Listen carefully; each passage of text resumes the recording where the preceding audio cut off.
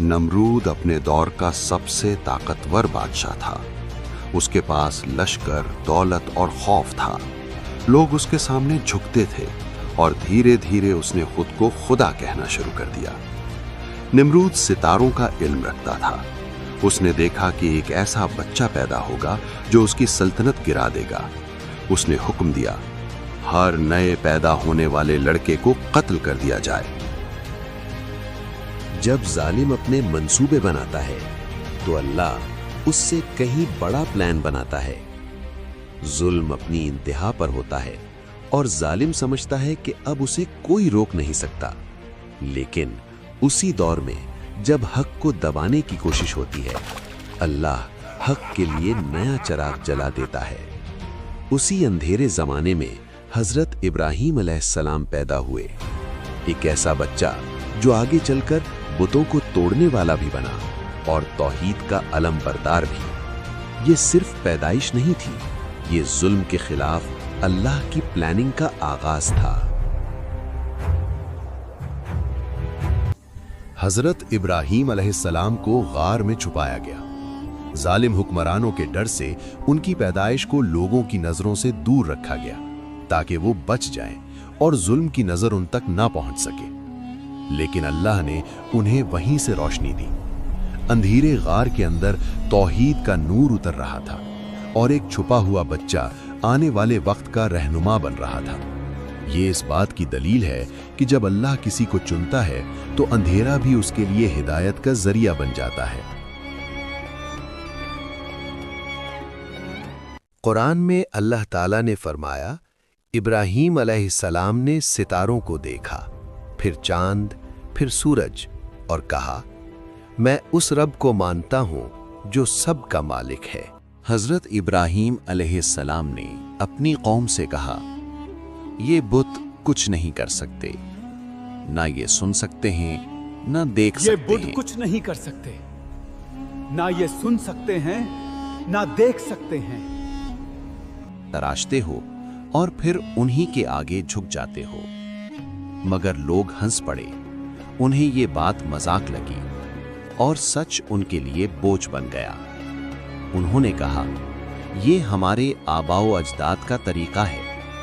लेकिन इब्राहीम अलैहिस्सलाम जानते थे कि सच को छुपाने से हक झूठ नहीं बन जाता। हमारे आबाओ अजदाद का तरीका है, हम इसे नहीं छोड़ सकते। हजरत इब्राहीम अलैहिस्सलाम ने अपनी कौम से कहा, ये बुत कुछ नहीं कर सकते, ना ये सुन सकते हैं ना देख सकते हैं और ना ही किसी को फायदा या नुकसान पहुंचा सकते हैं। इब्राहीम अलैहिस्सलाम मंदिर में गए और एक एक करके पत्थर के झूठे खुदा गिरा दिए। हर बुत टूट गया सिवाय एक बड़े बुत के। उसे जानबूझकर छोड़ दिया गया ताकि जब लोग वापस आएं तो खुद सोचें और सवाल करें, ताकि उनके ज़मीर से आवाज आए कि अगर ये बड़ा बुत इतना ताकतवर है तो फिर बाकी बुतों को बचाया क्यों नहीं। ये सिर्फ तोड़फोड़ नहीं थी, ये दावत का एक तरीका था। इब्राहीम अलैहिस्सलाम चाहते थे कि लोग आंखों से नहीं, अक्ल से सोचना शुरू करें। आखिर हमें इब्राहीम को गिरफ्तार करना होगा। कौमें जब सोचने के बजाय गुस्सा करना चुनती हैं, तो हक उनके लिए और भी भारी हो जाता है। सवालों का जवाब ढूंढने के बजाय वो सच बोलने वाले पर इल्जाम लगा देते हैं। यही हुआ हजरत इब्राहीम के साथ। उनकी बात पर गौर करने के बजाय, उनकी दलील समझने के बजाय कौम ने गुस्से का रास्ता चुना और फिर हजरत इब्राहीम को कैद कर लिया गया। जंजीर सिर्फ जिस्म पर थी, लेकिन उनका यकीन आजाद ही रहा।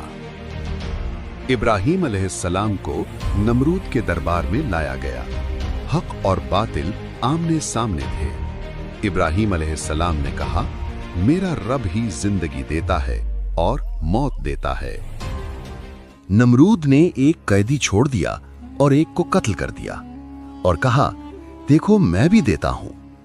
इब्राहीम अलैहिस्सलाम ने कहा, मेरा रब सूरज मशरिक से निकालता है, तुम मगरिब से निकाल कर दिखाओ। आज पहली मर्तबा तकब्बुर के मुंह से लफ्ज छीन लिए गए। जब दलील खत्म हो गई और सच का जवाब ना मिल सका तो घमंड ने इंसाफ की जगह ले ली। दरबार में सन्नाटा छा गया और फिर जुल्म ने अपनी आखिरी बात कही। निमरूद ने गुस्से से कहा, इब्राहिम को जला दो। मगर जुल्म का हर हुक्म अल्लाह के हुक्म से छोटा होता है और यहीं से एक और मोजज़ा लिखा जा रहा था।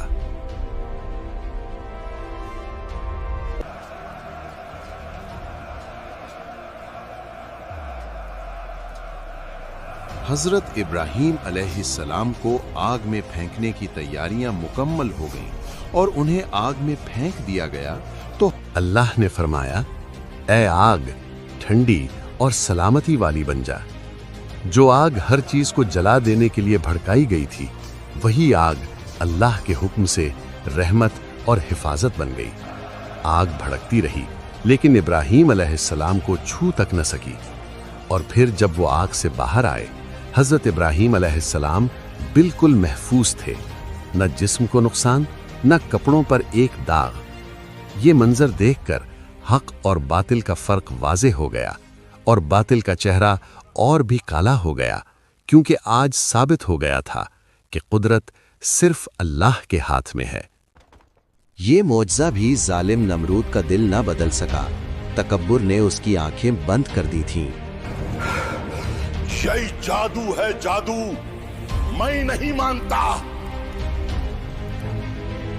अल्लाह ने एक छोटी सी मखलूक भेजी, ऐसी मखलूक जिसे इंसान आमतौर पर कुछ भी नहीं समझता। एक मच्छर, वही मच्छर जो निमरूद जैसे बादशाह और उसके तकब्बुर के लिए अल्लाह का जरिया बना। रिवायत आती है कि मच्छर निमरूद के कान से दिमाग के अंदर घुस गया। जिसने खुद को खुदा समझा था वो अब अपनी ही जान से बेचैन हो गया। ना ताज काम आया, ना लश्कर, ना हुकूमत। निमरूद को सिर्फ उस वक्त थोड़ा सा सुकून मिलता जब लोग उसके सर पर जोर जोर से मारते थे। ये था उस तकब्बुर का अंजाम जो अल्लाह के सामने सर उठाए। और ये पैगाम भी कि अल्लाह के लिए ना छोटी मखलूक होती है ना बड़ी, वो जिससे चाहे फैसला कर देता है। मैं ही तेरा रब हूँ, कोई और मुझसे बड़ा नहीं है। जो खुद को खुदा कहता था, जो अपनी ताकत पर नाज करता था और जिसने अपने आप को जमीन का सबसे बड़ा बादशाह समझा, वो एक छोटी सी मच्छर से हार गया और आखिरकार मर गया। ना तकब्बुर काम आया, ना ताजो तख्त, ना लश्कर और ना ही दौलत। तख्त खाली रह गया। जहां कभी घमंड बैठा करता था, आज वहां सन्नाटा था। मगर सच जिंदा रह गया, क्योंकि हक को दबाया जा सकता है मगर खत्म नहीं किया जा सकता। ये कहानी हर दौर को याद दिलाती है कि जो अल्लाह के मुकाबले पर आए उसका अंजाम हमेशा इबरत होता है। इब्राहीम अलैहिस्सलाम अल्लाह के हुक्म से आगे बढ़ गए। हक कभी रुकता नहीं। नमरूद का नाम लानत बन गया और इब्राहीम अलैहिस्सलाम का नाम इबादत बन गया। असल कौसर न तख्त है न ताकत, असल कौसर अल्लाह की रजा है। जब घमंड आए, नमरूद को याद करना, और जब हक का साथ देना मुश्किल हो, इब्राहीम अलैहिस्सलाम को याद करना। या अल्लाह, हमें तकब्बुर से बचा और हक पर कायम रख।